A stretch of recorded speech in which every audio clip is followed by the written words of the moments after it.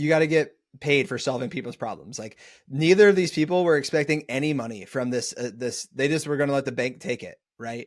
And so now they're each going to walk away with more money than they ever thought. What's going on, guys? Welcome to today's episode of the Collecting Keys Real Estate Investing Podcast. This is Wednesday. It's the Off Market Operator Show, and this is the show where we teach you to make massive income, not just passive income with your real estate investing business. If this is your first time here, I am Mike DeHaan here with my co-hosts Dan Austin and Dylan Cook. And on these Wednesday shows, we dive into what our businesses look like, all the things that we're seeing in the market, and just general real estate news or whatever else you feel like talking about for the week. So we both have deal situations that we want to discuss with each other. Dan and I are in a partnership up here in Eastern Washington, and Dylan is over in Cincinnati. So start with yours, Dylan. I know you said you have one that you're trying to figure out, I guess, like the best course of action to go. I don't even know. You basically said you have an offer accepted and you're trying to figure out if you want to accept it or not. So basically I got this 8 unit that I posted about in our scale community under contract for a good price and honestly a good area of Cincinnati, good school district. What's the price? It's so for 200,000. Okay. Which is that really cheap. That's very cheap. Yeah. For an 8 and then I was just, an 8 unit, which is like unheard of in this area, but it needs a shit ton of work. I won't lie to you. And the guy's already, like the city's already on his ass. He got busted trying to do work without permits. So it's going to be flagged for all those purposes, which is fine. But this re-up is going to take 6 to 8 months. I was talking to a buddy of mine about it who I've sold deals to before. And he basically gave me an offer for 275. So I could assign it to him and make 75K, or do I keep it for myself and do the whole burst strategy, get some cash flow, some equity?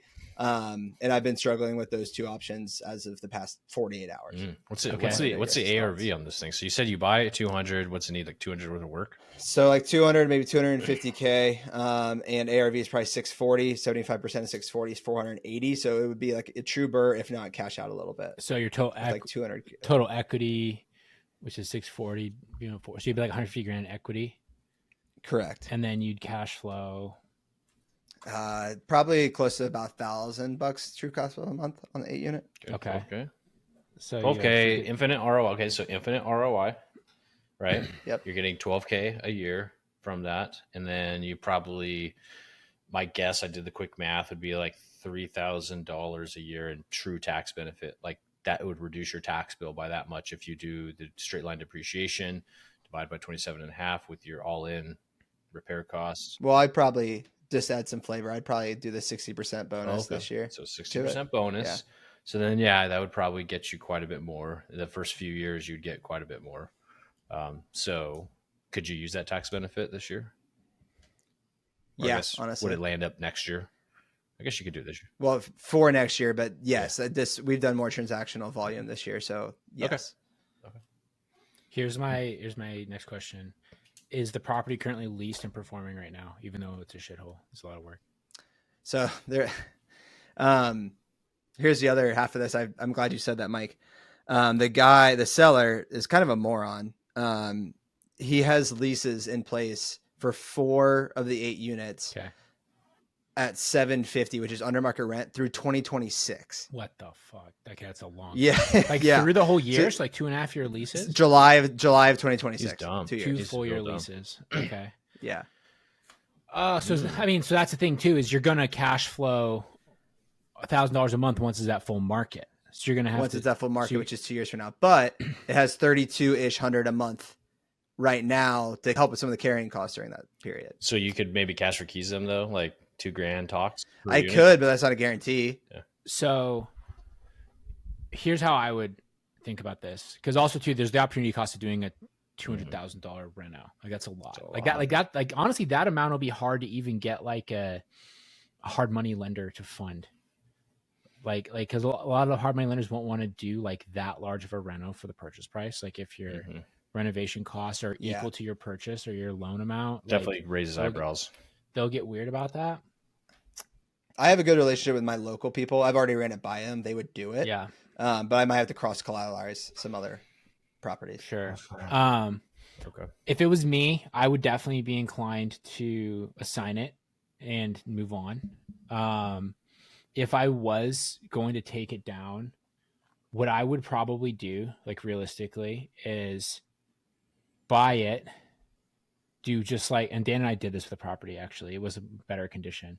Buy it, do like the bare minimum to it so that you're not putting any more additional capital into it. Let it cash flow with that rental rate. You know, if a property turns, you handle the property as it comes, but you don't go in like with the intention of doing the whole thing. And then after like a year, either, you know, reassess how it's looking and then maybe look to sell it with like the leases with less time on them. And I bet you could sell it for like more of a premium.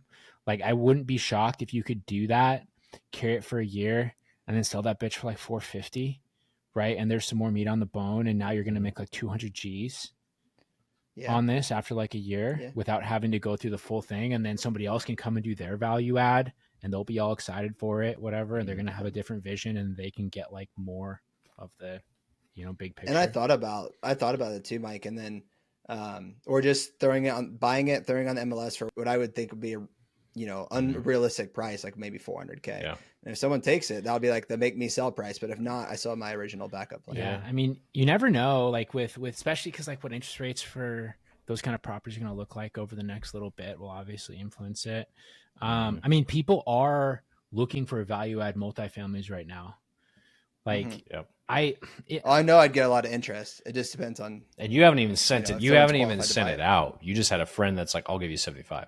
So there's realistically probably 100K of a wholesale fee on there. If you really wanted to, I would take the money and run. And I would just say, I just prepaid my marketing for 2025. Boom. I committed. That's my reserves. That's how I'm operating my business.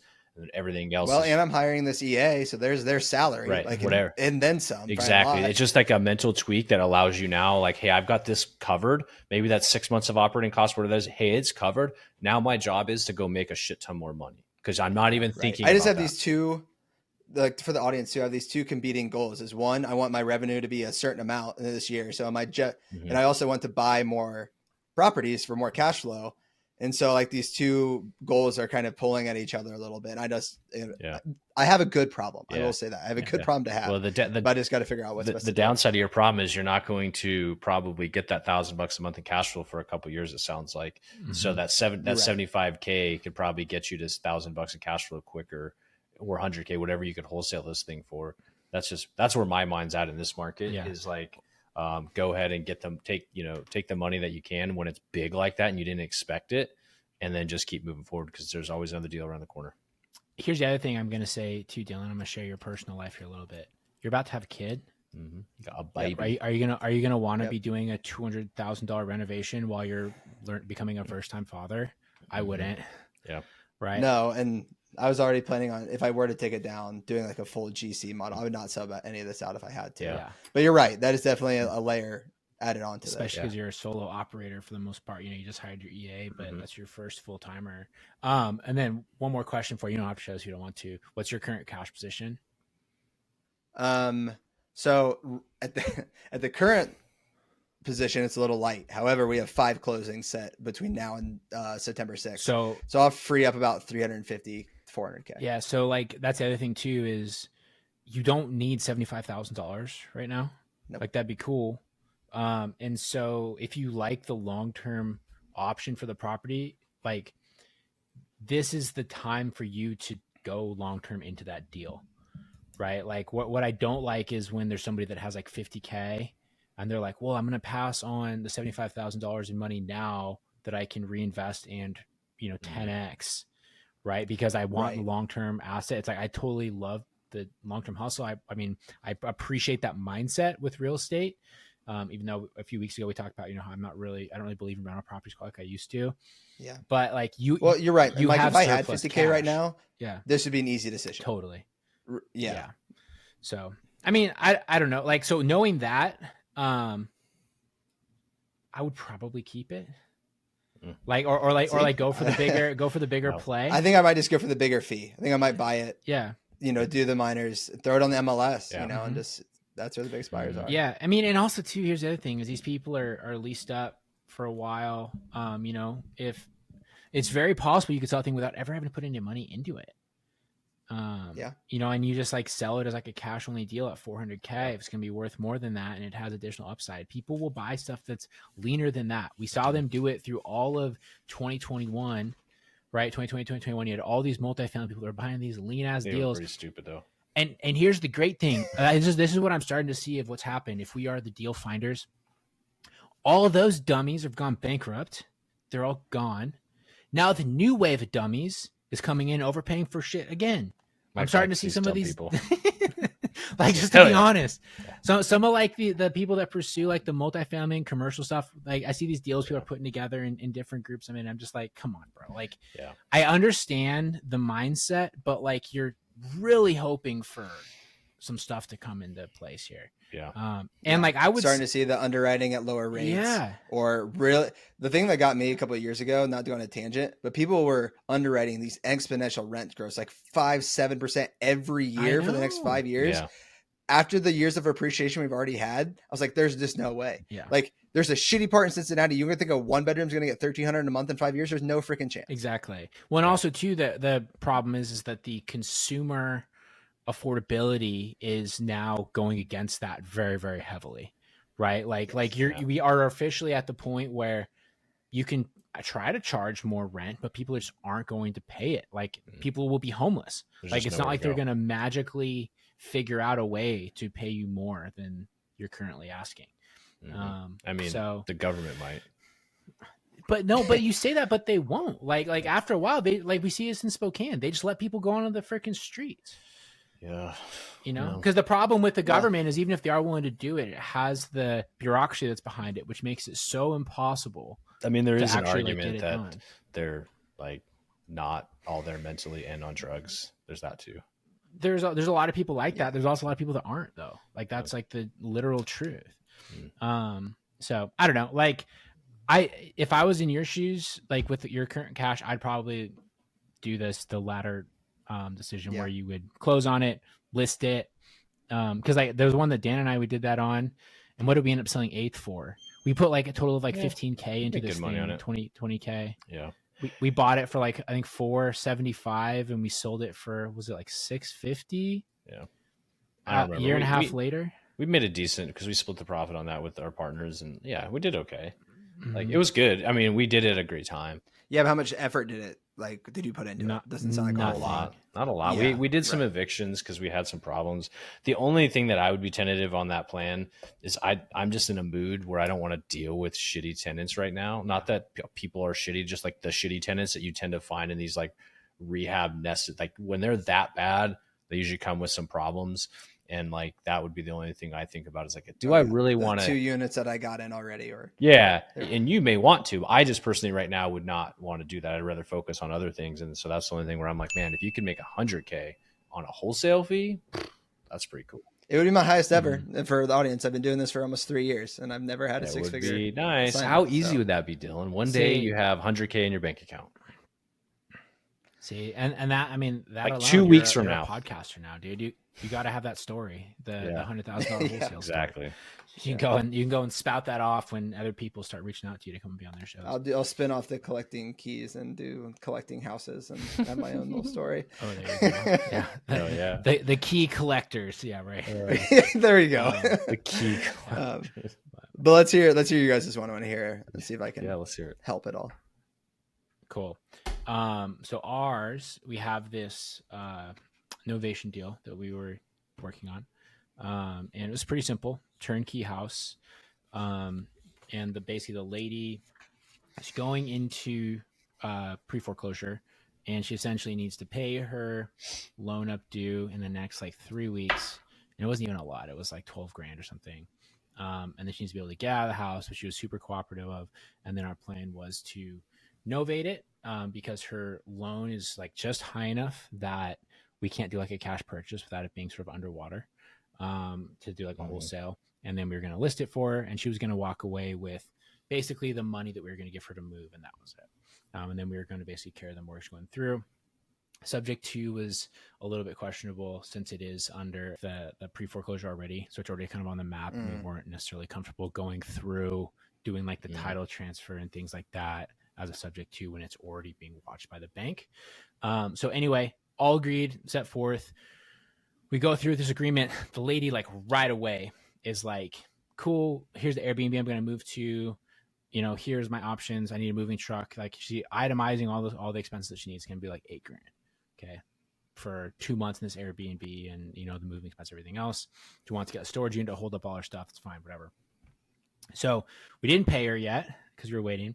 And then opened up escrow, started working through this process.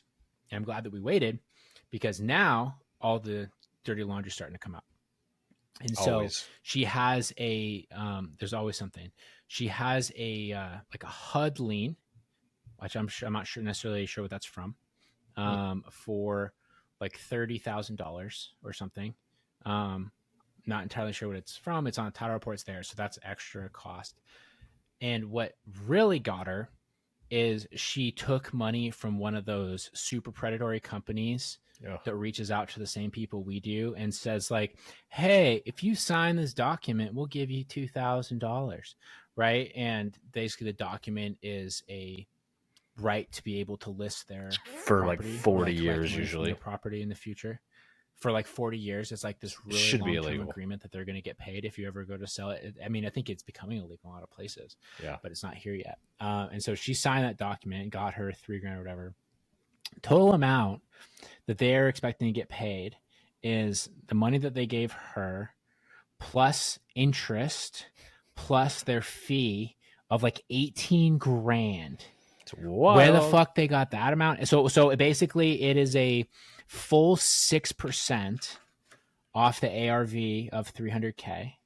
Okay, is what they're expecting to get paid. That's their decision, is they want to get paid that, plus the HUD, plus her mortgage, plus all the fees. All of a sudden, this property that we were planning to novate for like $290 is the total debt on it's like $277. All said and done.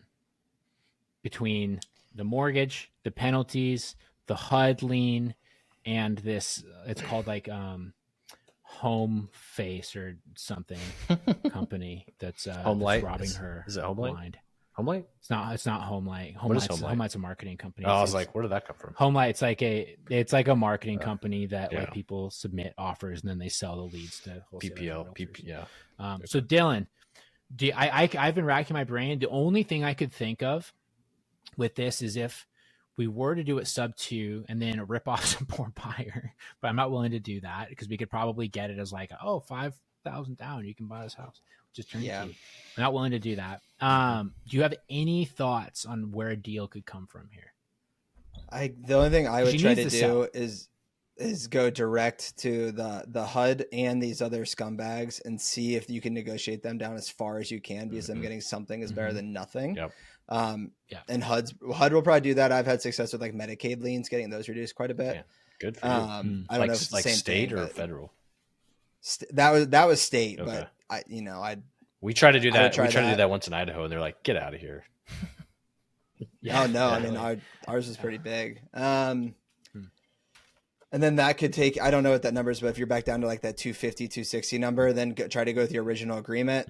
I've done things with sellers. It's like, hey, we'll try this. And basically like still go through with the listing. Maybe you get lucky and someone's like really needs a house and they're willing to pay 310, 315 to come through. But that's just like a shot in the dark. Or you'd buy it, a second buyer would come in and do owner finance like to the second guy with a higher down payment. Yeah, like a wrap pretty much around it. But that's still like, I don't know if there's a lot of buyers out there if it needs work like that. Yep. So, and the challenge with this one, I don't know, because the thing is, the house is legit good. Like, there's no work on the house. It's literally just like title and liens and weird stuff. The challenge I was going to add the flavor to that is that we need to come out of pocket to make this happen. So then you're coming out of how much to come up with, was it $12,000 or something like that to come up with those fees, plus then front her Airbnb costs or something like that. Was that what we negotiated? And so you got a decent amount. So like total amount was going to be more, but so decent amount to come out of pocket. And then you're like, well, shoot, do I risk it on a person who's already kind of in a weird situation because they've done some things and they weren't fully open with us about that? Like that HUD lien, I'm sure she knew about, right? Could you go through with one of those strategies and then just do like a post occupancy of 2 weeks so she can stay in the house so you can guarantee that the place sold, and then hook her up with an Airbnb? Maybe. I don't know. Again, like the money still has to come from somewhere, like regardless. Yeah. You know, it's not even necessarily the risk of it not selling. It's just like, where's the money come from on the deal? Yeah. You know, like Confident I with think the you're right, 290 Dylan. ARV? Like, yeah, very confident. 290, 300, like kind of like, I think 300 is like actual market value. We probably put it up at 290, so it'd sell a little bit quicker. The only thing I could think of as well, realistically, was what you said of like being able to go and negotiate with the debtors. Yeah. Right. And sort of see what that looks like. But I can't imagine. I mean, HUD maybe would do something. This other company, like they're in the position of like, we made our $2,000 bet. Now we're just going to wait because they know that it's going to get sold eventually. Because like also too, I don't know if like with this person, if it goes to auction, if their stuff is waived or if they get paid out. So my experience, I've done a lot of foreclosure stuff, is basically the only thing that matters in a foreclosure is the mortgage, like the first position lien. Everything else gets pretty much If gone. there's anything excess, like HUD would get paid HOA first. Liens. Oh, HOA liens, yeah. Yeah, and HOA liens, yeah. HOA liens stick around. They're the real criminals and all this shit. I've heard some crazy stuff with HOA liens. Oh, I'm sure. Yeah. So I don't think there's anything we can do with it, which is unfortunate because like the lady, she's completely shot herself in the foot, and it's like a good lead, and we are happy to help her out with it. But I mean, people always say that every deal is salvageable in some way. I really don't think this is. And like the only way I can think of that would actually get it done would be, like I said, if we did it subject to everything, and then we found some buyer that wanted to like deal with that themselves, right? Like come in with like a $5,000 entry fee, something super low, and they want to go and drive those conversations and be a problem solver. They could probably recover some good equity. Right. But that would be a very special kind of buyer, and I don't think we'd find that person because most people that are like pursuing sub twos at retail value are stupid. Like just being honest. So they're not going to be able to figure that out. And nobody wants to work with us. Unfortunately, this is like a desperation one. Like you could like throw it up on Investor Lift and just say, and just be honest with the seller, and be like, we're trying to do this. This is what we're doing. Yeah. But I don't have anything else for you, unfortunately. So lose your money. Anyways. All right. Well, no problem on that one. But also too, the big lesson too is this is why you don't like give people money ahead of time until you kind of know what their full situation looks like. Yes, because we could have easily given her 10 grand, got an Airbnb, and she'd be like, "Cool, see ya, thanks, peace." For the Oh, totally. And she probably would have loved that because she knew that she was going to be deep doo doo when the property was going to sell. She's like, "Wait, my Zestimate is lower than my payoff." She's like, "Uh oh." Yeah. I've seen a lot of that. That was also. Oh yeah, weird stuff. Like we have to. That was the red flag though. Is this lady that has been behind in her bills and pre-foreclosed on was so on it when we started working with her, and I was like, this lady hasn't been on anything in her life. like she's falling behind with like a perfectly decent house. She like has a job and stuff, and she just hasn't been paying her bills. She has had a long time to try and figure this out before she called us. Oh yeah. Yeah. Just like the payoffs being higher than what we need to buy the place for. I've seen like more than normal recently, and I don't know kind of what I guess that is a trickle down to some of the stuff we talked on about the show before with affordability and all this stuff. But yeah. You know what the really bad one is that we've been seeing that has been leading to that is the freaking solar panels. Yeah. And they put these liens on people's houses. You don't have solar panels? I mean, we have solar panels. So I just don't think it's prevalent. I've never run into that. Elliot's not coming out and pounding on your door and selling you solar panels? Wow. No. There's some in my neighborhood with solar panels, but it'll start happening. And what'll happen is you'll get these like shitty houses with like the nicest people inside that are very like well-intentioned, and they have solar panels on them. And then you go to buy their house and they have an $80,000 solar panel lien on their house over the next 40 years. I'm like, well, there goes all of your equity. Like, I'm glad that you're saving $7 a month on your power bill.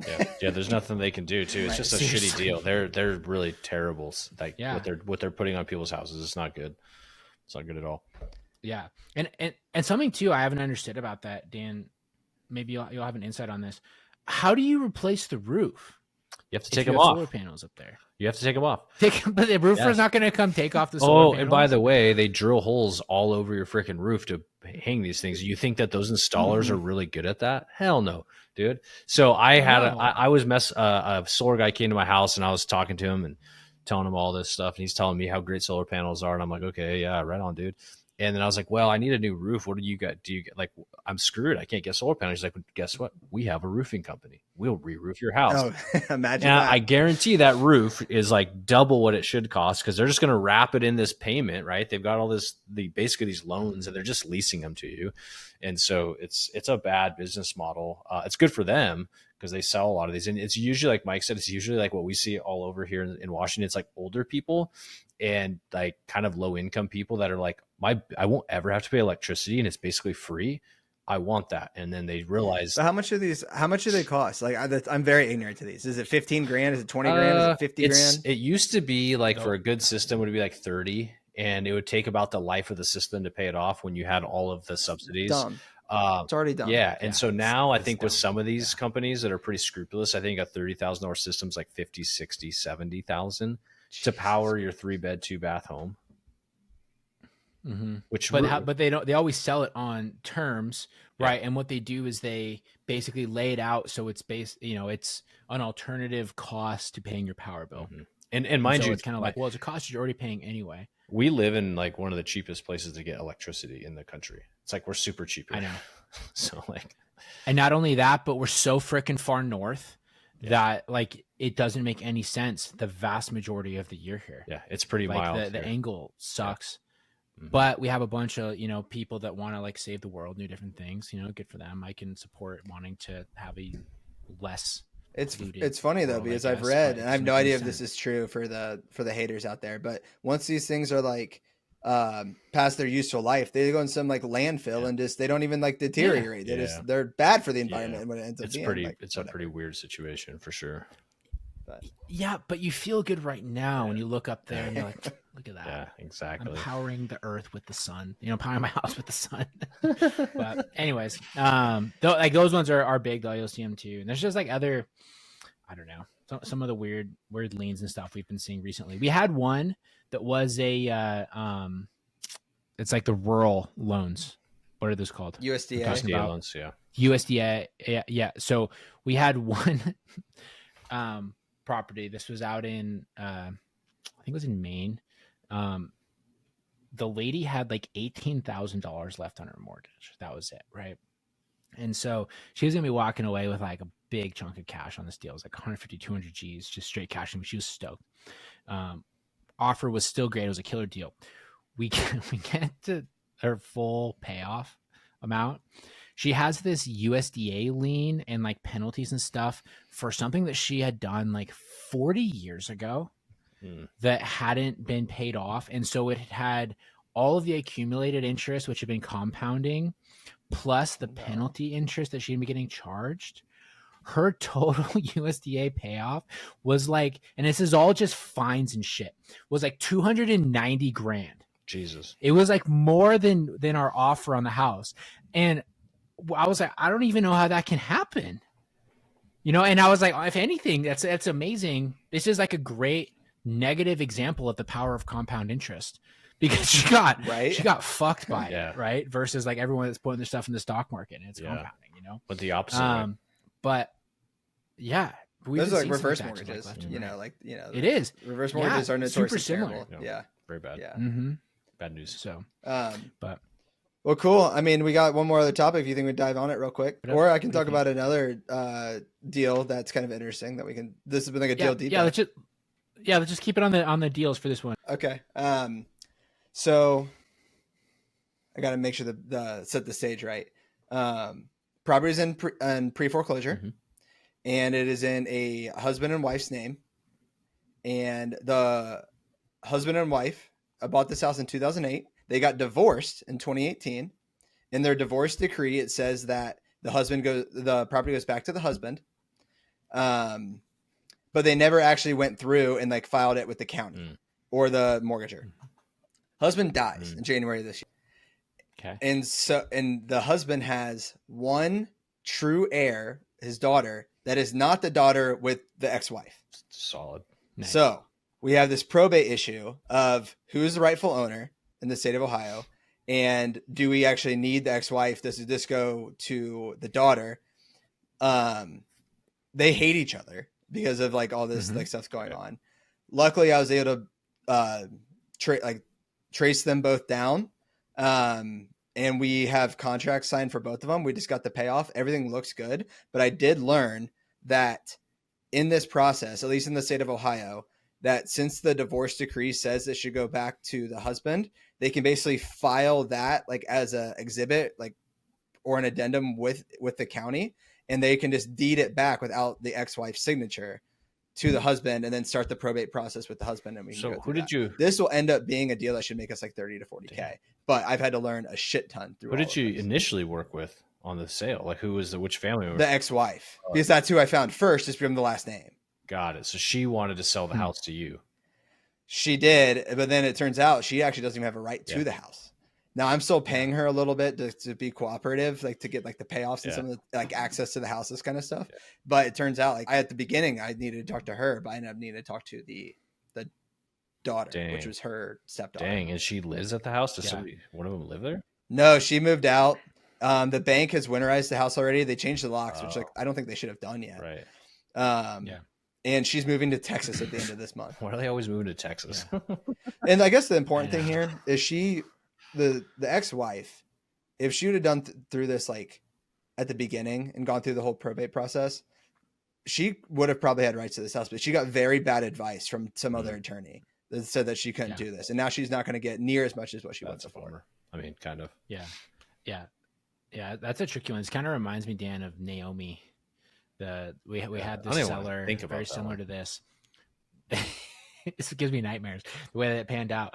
But this lady, she was deaf and mute, and boy, yeah. So it was like a weird transaction to begin with, because basically how she would talk on the phone, it would like go like she would like get on Zoom with somebody and she would like sign, and then like they would tell us what she was saying, and so it was like the conversation was always kind of weird.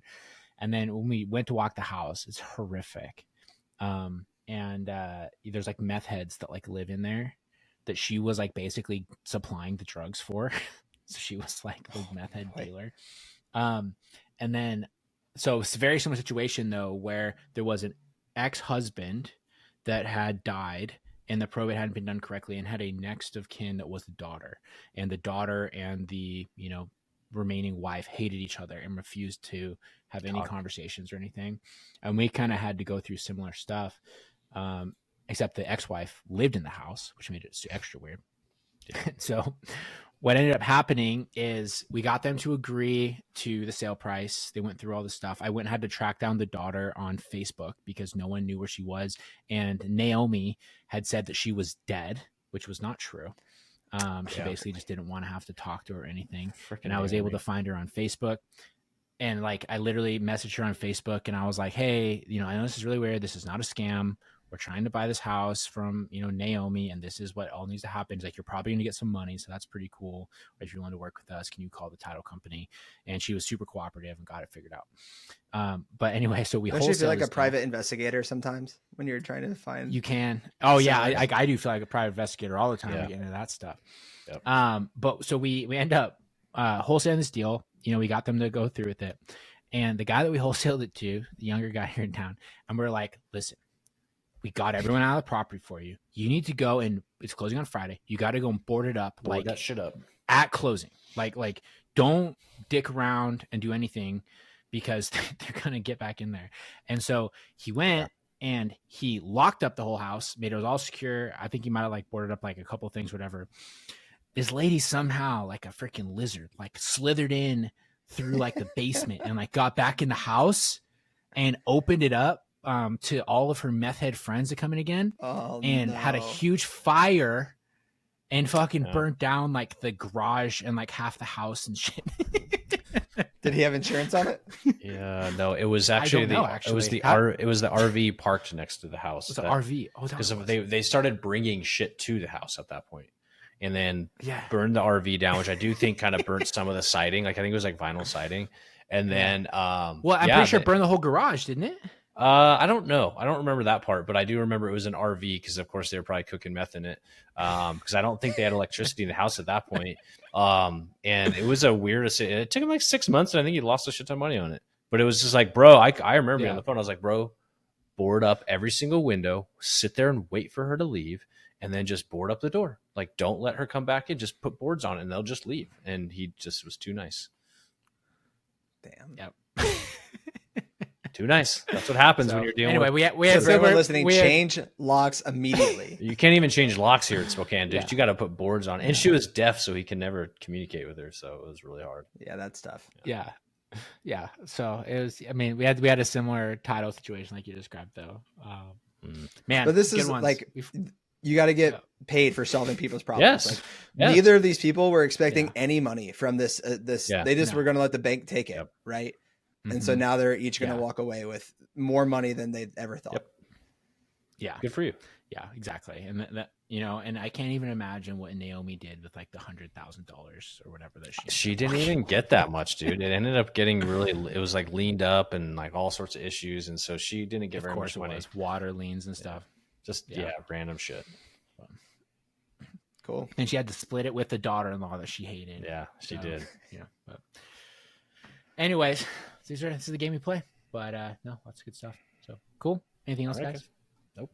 No, that's all I had. Let's roll. No. Sweet. Well, if you guys have your own crazy stories, we'd love to hear them. And in case you haven't heard, on the Monday shows, we always ask people their craziest stories.